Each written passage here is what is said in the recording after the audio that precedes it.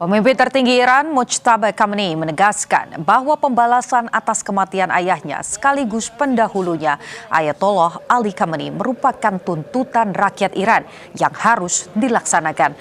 Pernyataan tersebut disampaikan Mojtaba dalam pesan yang dibacakan saat rangkaian upacara pemakaman Ali Khamenei, sebagaimana disiarkan televisi pemerintah Iran. Mojtaba juga menegaskan komitmen Iran untuk membalas kematian Ayatollah Ali Khamenei beserta para korban lain yang gugur dalam konflik dengan Amerika Serikat dan Israel.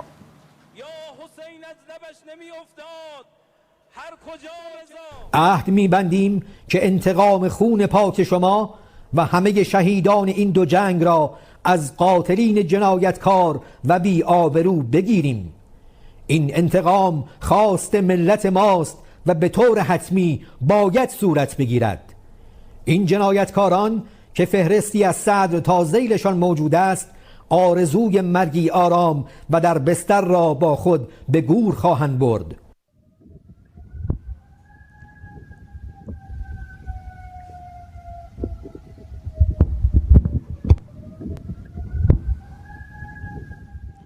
Suara sirene meraung di Doha saat rudal Iran menghantam Qatar.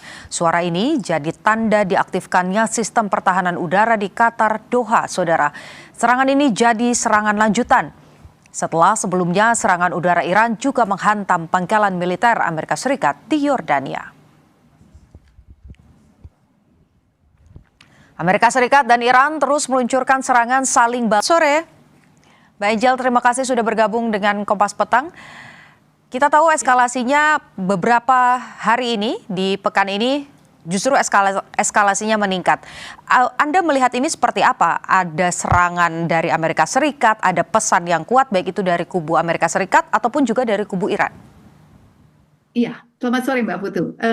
Yang saya lihat gini, ketegangan ini memang meningkat dalam 1-2 minggu terakhir karena memang masalah di Selat Hormuz sendiri itu belum tuntas. Artinya apakah Selat Hormuz dibuka ini katakanlah begitu saja dibuka, karena kan sebenarnya ada perbedaan pandangan antara Amerika dengan Iran. Itu sendiri belum selesai. Kemudian menjadi masalah semakin besar ketika ada serangan-serangan yang awalnya tidak diakui oleh Iran, tapi Amerika menuduh itu Iran, sehingga ada serangan aksi reaksi begitu ya. Dan menjadi semakin lebih panas ketika pada saat pemakaman itu ada intelijen Israel yang menyampaikan juga kepada Trump bahwa ada semacam upaya untuk membunuh Trump sebagai bentuk mau balas dendam atas kematian Ali Khamenei waktu itu ya. Nah, ini 3 poin yang menurut saya membuat situasi menjadi semakin panas sehingga Amerika mengatakan gencatan senjata berakhir.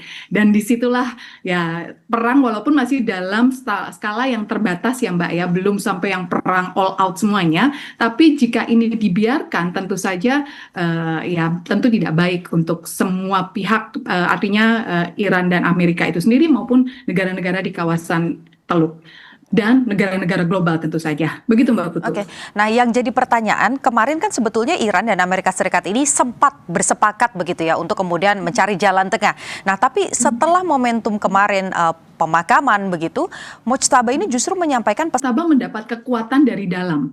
Setelah sebelumnya mungkin di dalam Iran sendiri kan masih ada beberapa fraksi ya Mbak ya. Ada fraksi yang memang cukup keras, garis keras. Ada fraksi yang masih mengharapkan terjadinya kesepakatan gitu ya, kesepakatan dengan Amerika, dan ada fraksi-fraksi lainnya.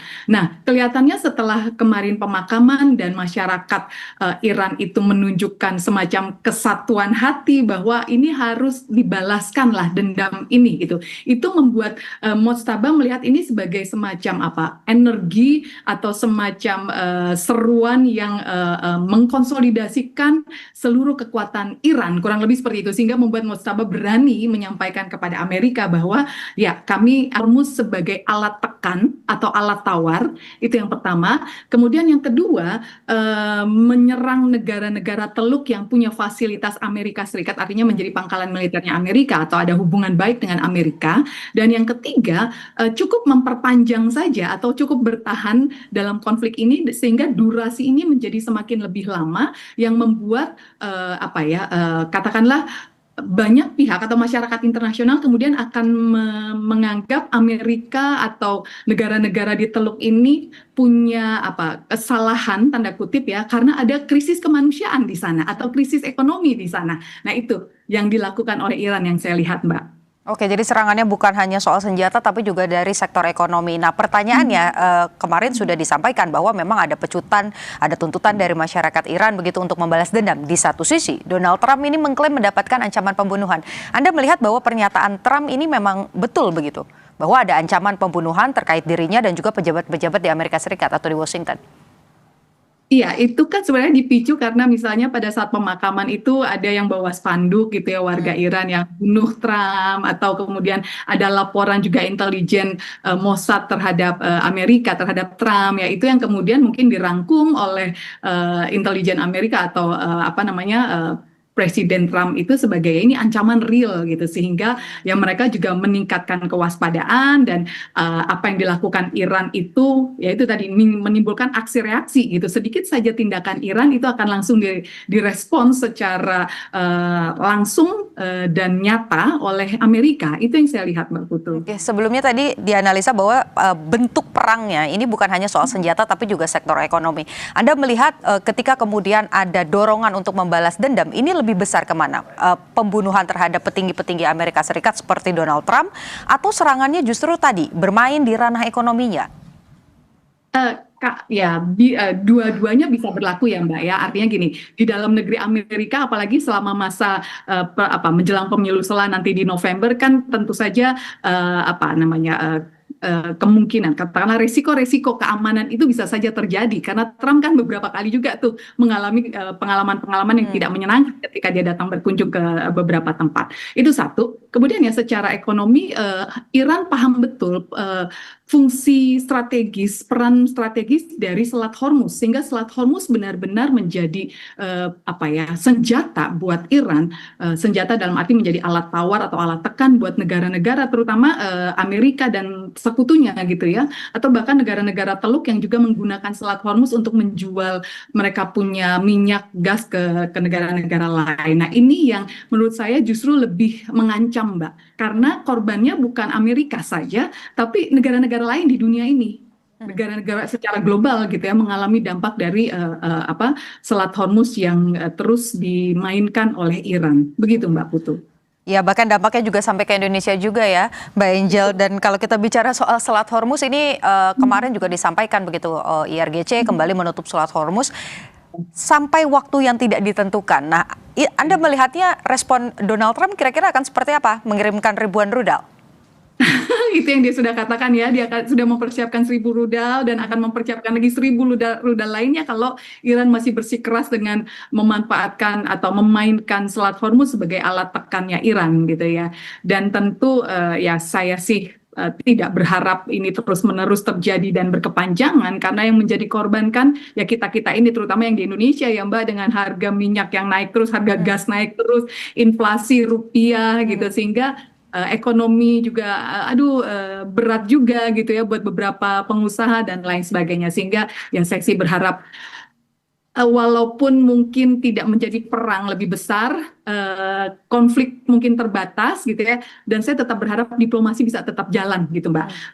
Oman masih tetap menjalankan perannya untuk menghubungkan Amerika dan Iran, walaupun mungkin kemungkinannya menjadi lebih kecil dibandingkan sebelumnya, tapi paling tidak saya masih punya harapan lah, begitu, Mbak Putu. Termasuk juga Swiss yang mencoba masuk juga ya dalam upaya perdamaian ini ya, Pak?